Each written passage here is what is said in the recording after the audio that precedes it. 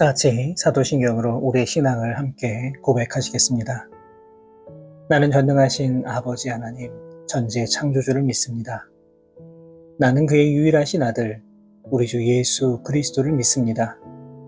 그는 성령으로 잉태되어 동정녀 마리아에게서 나시고 본디오 빌라도에게 고난을 받아 십자가에 못 박혀 죽으시고 장사된 지 사흘 만에 죽은 자 가운데서 다시 살아나셨으며 하늘에 오르시어 전능하신 아버지 하나님 우편에 앉아 계시다가 거기로부터 살아있는 자와 죽은 자를 심판하러 오십니다.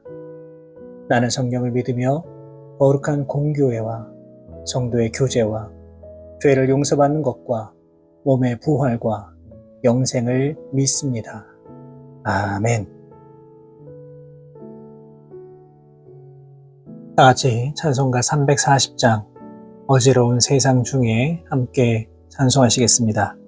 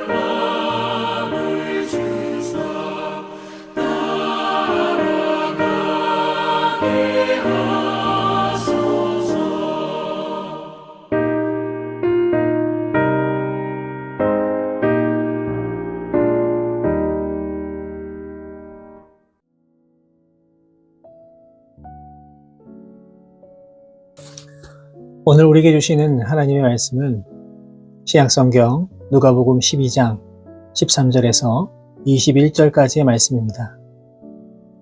누가복음 12장 13절에서 21절까지의 말씀을 제가 받들어 봉독하겠습니다. 우리 중에 한 사람이 이르되 선생님, 내 형을 명하여 유산을 나와 나누게 하소서 하니 이르시되 이 사람아, 누가 나를 너희의 재판장이나 물건 나누는 자로 세웠느냐 하시고 그들에게 이르시되 삼가 모든 탐심을 물리치라. 사람의 생명이 그 소유에 넉넉한 데 있지 아니하리라 하시고 또 비유로 그들에게 말하여 이르시되 한 부자가 그 밭에 소출이 풍성하매 심중에 생각하여 이르되 내가 곡식 쌓아 둘 곳이 없으니 어찌할까 하고 또 이르되 내가 이렇게 하리라. 내 곡간을 헐고 더 크게 짓고 내 모든 곡식과 물건을 거기 쌓아두리라. 또 내가 내 영혼에게 이르되 영혼아, 여러 해 쓸 물건을 많이 쌓아두었으니 평안히 쉬고 먹고 마시고 즐거워하자 하리라 하되 하나님은 이르시되 어리석은 자여 오늘 밤에 내 영혼을 도로 찾으리니 그러면 내 준비한 것이 누구의 것이 되겠느냐 하셨으니 자기를 위하여 재물을 쌓아두고 하나님께 대하여 부여하지 못한 자가 이와 같으니라. 아멘. 이 오늘 본문의 말씀에는 인간의 욕심, 즉 이 탐심에 대한 내용이 나오고 있습니다. 어쩌면 탐심은 인류의 가장 보편적인 기질인지도 모르겠습니다. 아담과 하와 역시 이 탐심으로 인하여 죄를 짓게 되었고 가인 역시 자신을 더 드러내고 싶은 탐심으로 인하여서 동생 아벨을 죽였다고 할 수 있습니다. 그렇다면 이 탐심은 무엇이고 이 탐심이 우리의 삶 가운데 위험한 이유는 과연 무엇일까요? 어느 날 예수님께서 수많은 무리들 앞에서 말씀을 전하고 계실 때에 갑자기 젊은이 하나가 벌떡 일어나더니 예수님께 질문을 합니다. 이 사람의 질문은 이렇습니다. 선생님, 내 영을 명하여 유산을 나와 나누게 하소서. 아마도 예수님께 질문을 던진 이 사람은 형이 있는데 이 형이 부모가 세상을 떠나면서 남긴 유산을 공평하게 나누지 아니하고 다 차지해 버린 것 같습니다. 이 율법에 의하면 맏아들은 다른 형제들에 비해서 갑절을 가지도록 되어 있었습니다. 그리고 나머지 유산의 3분의 1이 동생에게 가도록 되어 있습니다. 그러니까 이마저도 형이 다 가져갔다는 겁니다. 동생의 입장에서 본다면 참으로 억울한 일이 아닐 수 없습니다. 그래서 이 사람이 지금 예수님 앞에 나와서 자신의 그 억울함을 호소하게 된 것입니다. 그런데 본문 14절의 말씀을 보시면 이 젊은이의 요청에 대하여 우리 주님께서는 아주 의외의 대답을 하십니다. 누가 나를 너희의 재판장이나 물건 나누는 자로 세웠느냐? 아마도 이 청년은 마음이 조금 답답했을 것입니다. 억울한 마음에 어디에라도 하소연을 하고 싶었을 겁니다. 그래서 예수님께 말씀을 드린 것인데 예수님께서는 아주 매몰차게 말씀하십니다. 그렇다면 그 이유가 무엇일까요? 우리가 이 말씀을 대하면서 우리 예수님께서 공정한 분배에 대하여 관심이 없으셨다거나 정의에 대해서 무관심하셨다고 해석해서는 안 됩니다.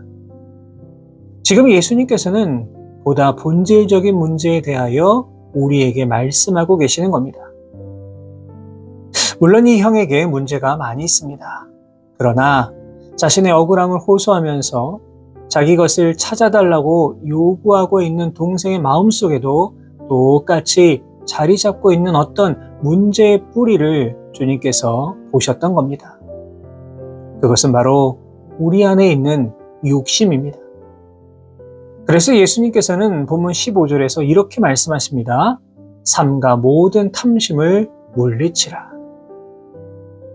예수님께서는 우리 안에 있는 모든 탐심을 물리치라고 말씀하십니다. 예수님께서 말씀하신 탐심이라고 하는 것은 단순히 재물에만 해당되는 단어가 아닙니다. 재물뿐만 아니라 우리 안에 자리 잡고 있는 모든 욕심을 전부 버려야 한다는 것입니다. 이유가 무엇입니까? 사람의 생명이 그 소유에 넉넉한 데 있지 아니하기 때문입니다.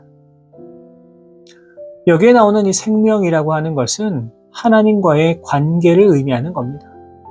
다시 말해서 우리의 재물이 부족하더라도 우리들의 욕심이 다 채워지지 않았다고 하더라도 하나님과의 소중한 관계를 아름답게 유지하면서 믿음 안에서 살아가는 것이 우리들 삶의 제1의 목표가 되어야 한다는 말씀입니다. 우리의 삶이 풍성해진다는 것은 단순히 우리의 물질이 풍요로워진다는 의미가 아니라 하나님과 우리의 관계가 풍성해진다는 의미인 것입니다. 그러면서 예수님께서 16절 이하의 말씀에서 어리석은 부자의 비유를 말씀하십니다. 예수님께서는 이 비유를 통하여 탐심이 과연 무엇인가를 알려주셨고, 또 우리가 어떻게 이 탐심에서 자유롭게 되고 해방이 될 수 있는가를 알려주고 계십니다. 첫째로 탐심은 나만을 바라보게 만듭니다. 본문 16절의 말씀을 통해서 부자의 재정적인 상태를 짐작해 볼 수가 있습니다. 그 밭에 소출이 풍성하다는 것은 많은 곡식을 추수했다는 겁니다. 그러면서 이렇게 곡식이 많아서 쌓아둘 곳이 없으니 지금 있는 곡간을 헐고 더 크게 지어서 모든 곡식과 물건을 쌓아두어야겠다, 이렇게 생각을 합니다. 여러분, 그런데 부자가 이야기하고 있는 이 본문 17절부터 19절까지의 내용을 통하여 가장 많이 등장하는 단어가 무엇일까요? 그것은 바로 내가 라고 하는 단어입니다. 내가 라고 하는 단어가 무려 6번이나 등장합니다. 무슨 말입니까? 이 부자는 지금 철저하게 자기 중심적으로 생각하는 이기적인 사람이었다는 겁니다. 물론 자신을 소중하게 여기고 자신을 아끼고 사랑하는 것은 반드시 필요합니다. 그것이 나쁘다는 것이 아닙니다. 문제는 오직 나만을 위해 살아가고 나만을 바라보는 것, 이것이 바로 탐심이라는 겁니다. 그저 내 욕심만 채우려 하고 내 만족만 추구하기 위해 살아갈 때에 우리 마음 가운데 탐심이 생겨나는 겁니다. 본문에 나오는 어리석은 부자가 바로 이런 모습입니다. 본문 18절을 보시면 더 많은 물건을 쌓아두기 위해 곡간을 더 크게 지으려고 합니다. 조금 더 라고 하는 삶의 욕심을 채우기 위하여 너무나 이기적으로 살아가고 있는 겁니다. 두 번째로 탐심은 나의 주변으로 시선을 돌리지 못하게 합니다. 오늘 본문을 읽어보시면 이웃을 향한 부자의 마음은 전혀 찾아볼 수가 없습니다.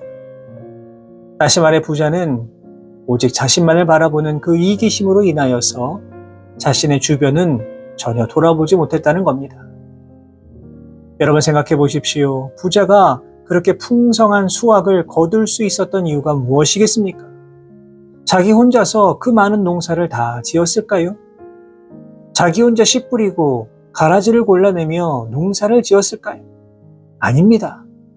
분명 농사를 도와준 사람들도 있었을 것이고 풍성한 수확을 거두기 위해 애쓰고 수고한 사람들이 있었을 겁니다.